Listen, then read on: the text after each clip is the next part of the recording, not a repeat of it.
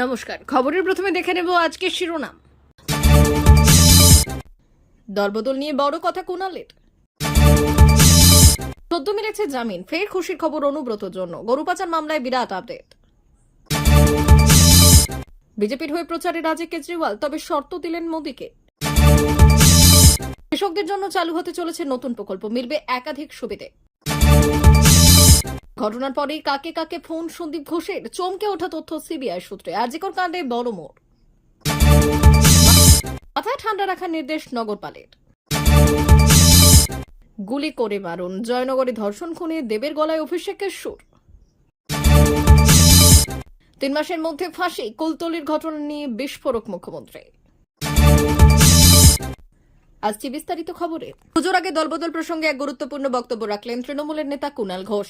সামাজিক যোগাযোগ মাধ্যমে একটি পোস্টের মাধ্যমে তিনি বাম দল এবং তাদের বর্তমান রাজনীতির প্রবণতা নিয়ে কটাক্ষ করলেন। কুণাল লেখেন, আজ যাদের আনন্দবাজার ভালো লাগছে তারাই একসময় কমিউনিস্ট ম্যানিফেস্টোর ওপর ভর করে তাণ্ডব চালিয়ে দিলেন, পরদিন আনন্দবাজার বন্ধ রেখেছিল। তার বক্তব্যের মাধ্যমে স্পষ্টভাবে বোঝা যাচ্ছে তিনি অতীতে বামেদের কার্যকলাপ ও বর্তমান সময় তাদের বিজেপির দিকে ঝুঁকে যাওয়ার সমালোচনা করছেন।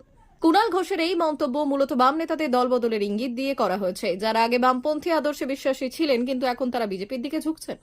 সিপিএম এর ডালে ডালে লাফানোর মাধ্যমে তিনি ব্যঙ্গ করে বলেছেন, বামেদের এই রাজনৈতিক পরিবর্তন তাদের আদর্শের প্রতি অবিশ্বাস প্রকাশ করছে। এই মন্তব্য নিয়ে রাজনৈতিক মহলে নতুন করে চর্চা শুরু হয়েছে, যা পুজোর আগে উত্তেজনা সঞ্চার করেছে। বহু তপস্যার পর ছাড়া পেয়েছেন কেষ্ট।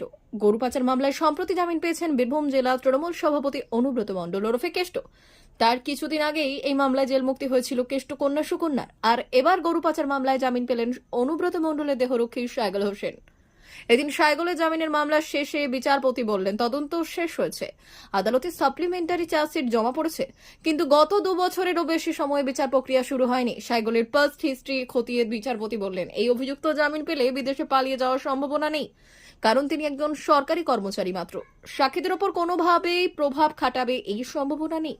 এছাড়া বিচারপতির পর্যবেক্ষণ, এই মামলায় বিরাট পরিমাণে নথি রয়েছে, ফলত বিচার প্রক্রিয়া শেষ হতে দীর্ঘ সময় লেগে যেতে পারে।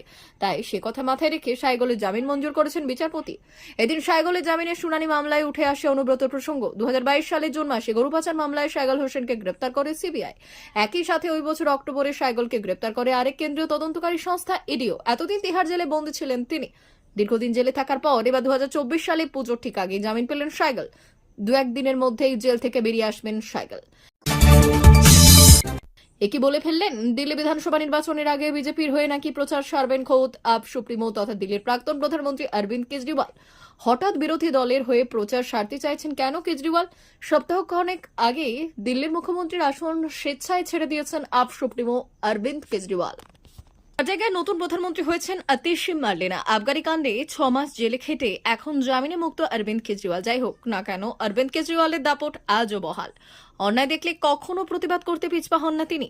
বিরোধীদের নিয়ে প্রতি মুহূর্তে মুখ খুলছেন অরবিন্দ কেজরিওয়াল। এবার প্রধানমন্ত্রীকে নতুন চ্যালেঞ্জ ছুড়ে দিলেন অরবিন্দ কেজরিওয়াল। জানালেন, তার শর্ত মেনে নিলে তিনি দিল্লি বিধানসভা নির্বাচনের আগে বিজেপির হয়ে রাজনৈতিক প্রচার সারবেন। কিন্তু এখন প্রশ্ন, কি শর্ত দিলেন আম আদমি পার্টি সুপ্রিমো?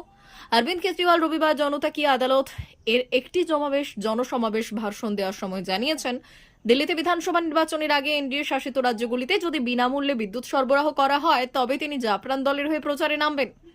বিধানসভা নির্বাচনের আগে তাছাড়া তিনি এই দিন বিজেপির ডাবল ইঞ্জিন সরকারগুলিকে রাজ্য উন্নয়নে ব্যর্থ বলে দাবি করেছেন এবং হরিয়ানা জম্মু কাশ্মীরে গেরুয়া শিবিরে হারবেন বলে পূর্বাভাস দিয়েছেন। সঙ্গে তিনি আরও অভিযোগ করেছেন যে আবগারি কাণ্ডে 6 মাস কারাগারে থাকাকালীন তার সঙ্গে দুর্ব্যবহার করা হয়েছিল, যাতে তিনি গুরুতর অসুস্থ হয়ে পড়েছেন। দিল্লি ছত্রসাল স্টেডিয়ামে অনুষ্ঠিত জনতা কি আদালত এর জনসমাবেশে ভাষণ দিতে গিয়ে কেজরিওয়াল আরও বললেন, জেলে আমার ইনসুলিন সরবরাহ বন্ধ হয়ে গিয়েছিল, আমার কিডনি নষ্ট হয়ে যেতে পারত এবং আমি মারাও যেতে পারতাম। তিনি এদিন বিজেপির ডবল ইঞ্জিন মডেলকে ডাবল দুর্নীতি হিসেবে ব্যক্ত করেছেন। সুপ্রিম কোর্টের আদেশে গত 13 সেপ্টেম্বর জামিনে মুক্তি পেয়েছেন কেজরিওয়াল। আবগারি মামলায় 5 মাসেরও বেশি সময় তিহার জেলে কাটিয়েছিলেন অরবিন্দ। এদিন অরবিন্দ কেজরিওয়াল ভারতীয় জনতা পার্টি এবং প্রধানমন্ত্রী নরেন্দ্র মোদীকে তীব্র কটাক্ষ করে বলেছেন, তিনি আসন্ন দিল্লি বিধানসভা নির্বাচনের আগে সমস্ত এনডিএ শাসিত রাজ্যে বিনামূল্যে বিদ্যুৎ সরবরাহ করার জন্য প্রধানমন্ত্রীকে চ্যালেঞ্জ করছেন। এমনকি এই দাবি পূরণ হলে বিজেপির হয়ে প্রচারে নামবেন। দেশের প্রধানমন্ত্রী কৃষকদের জন্য নিয়ে আসলেন দুর্দান্ত একটি স্কিম। কৃষক বন্ধুদের জন্য সূচনা করা হলো পিএম আশা স্কিমের। কৃষকদের উন্নতি এবং দেশের কৃষি ব্যবস্থার সার্বিক উন্নয়নের জন্য কেন্দ্রীয় সরকার এই প্রকল্প চালু করেছে এবং এই প্রকল্পে 35,000 কোটি টাকা বরাদ্দ করা হয়েছে। পিএম আশা প্রকল্প কৃষকদের জন্য হবে খুবই অনুকূল। প্রকল্পটির ফলে জিনিসপত্রের দাম কিছুটা হলেও কম হবে এবং যাতে কৃষকরা যেমন লাভবান হবেন তেমনি ক্রেতারাও স্বল্প মূল্যে জিনিসপত্র কিনতে পারবেন। কেন্দ্রীয় মন্ত্রিসভার বৈঠকে শুধুমাত্র যে পিএম আশা প্রকল্পের রূপায়ণ হবে তা কিন্তু নয়, পাশাপাশি কেন্দ্রীয় মন্ত্রিসভা দেশের মিডিয়া ও বিনোদন ক্ষেত্রে একটি বড় পদক্ষেপ নেবে। দেশের সৃজনশীলতা যেমন বৃদ্ধি পাবে তেমনি বেকার যুবক যুবতীরাও কাজের সন্ধান পাবে এর ফলে। এই মন্ত্রিসভার বৈঠকে বায়োটেকনোলজির ক্ষেত্রে বায়ো রাইট প্রকল্পের সূচনা করা হবে। ভারতবর্ষ এক উন্নতি স্তরে পৌঁছে যাবে। বায়োটেকনোলজির নতুন নতুন গবেষণা এবং উন্নয়নের মাধ্যমে কেন্দ্র এবং রাজ্য সরকার যৌথভাবে বরাবর কৃষকদের স্বার্থে বিভিন্ন রকম প্রকল্পের সূচনা করে থাকে। প্রকল্পগুলোর মধ্যে অন্যতম হল পিএম কিষাণ যোজনা, রাজ্য সরকারের কৃষক বন্ধু প্রকল্প প্রভৃতি। এছাড়াও এর সাথে রয়েছে শস্য বীমা যোজনা, ফসল সুরক্ষা যোজনা, কৃষক পেনশন প্রভৃতি প্রকল্প। আরজিকর হাসপাতালে মহিলা চিকিৎসকের দেহ উদ্ধারের দিন একাধিক জনকে ফোন করেছিলেন প্রাক্তন অধ্যক্ষ সন্দীপ ঘোষ এবং টালা থানার প্রাক্তন ওসি অভিজিৎ মণ্ডল। সিবিআই সূত্রে এমনই খবর। ইতিমধ্যে সন্দীপ ঘোষের কল লিস্ট হাতে পেয়েছে কেন্দ্রীয় গোয়েন্দা সংস্থা। হাতে এসেছে টালা থানার ওসির নম্বরও। সিবিআই আগেই দাবি করেছে টালা থানাতেই মূল ঘটনা তথ্য লোপাটের চেষ্টা হয়েছে আর তাতে জড়িত সন্দীপ ঘোষ এবং অভিজিৎ মণ্ডল। সিবিআই সূত্রে খবর, খুন ও ধর্ষণের ঘটনা ধামাচাপা দিতে 9 আগস্ট সকাল থেকে একাধিক ফোন করেছিলেন এই দুজন। কাদের ফোন করা হয়েছিল তার প্রেক্ষিতেই এবার এগোবে তদন্তের গতি প্রকৃতি। প্রাথমিকভাবে সন্দীপের বাড়ি থেকে বাজেয়াপ্ত একাধিক নথি ও ল্যাপটপের তথ্যের ভিত্তিতে আশিসের সঙ্গে সন্দীপের আর্থিক লেনদেনের হদিশ পাওয়া গিয়েছিল। এরপরই দফায় আশিসকে জিজ্ঞাসাবাদ করা হয়, তদন্তে অসহযোগিতা করায় তাকে গ্রেপ্তার করা হয়। সর্বপ্রথম আরজিকরের আর্থিক দুর্নীতি মামলায় গ্রেপ্তার হন সন্দীপ ঘোষ। তারপর তাকে মূল ধর্ষণ খুন মামলাতেও গ্রেপ্তার করা হয়। মূল মামলাতে গ্রেপ্তার করা হয় টালা থানার ওসিকেও। পাশাপাশি একাধিক চিকিৎসকের ভূমিকা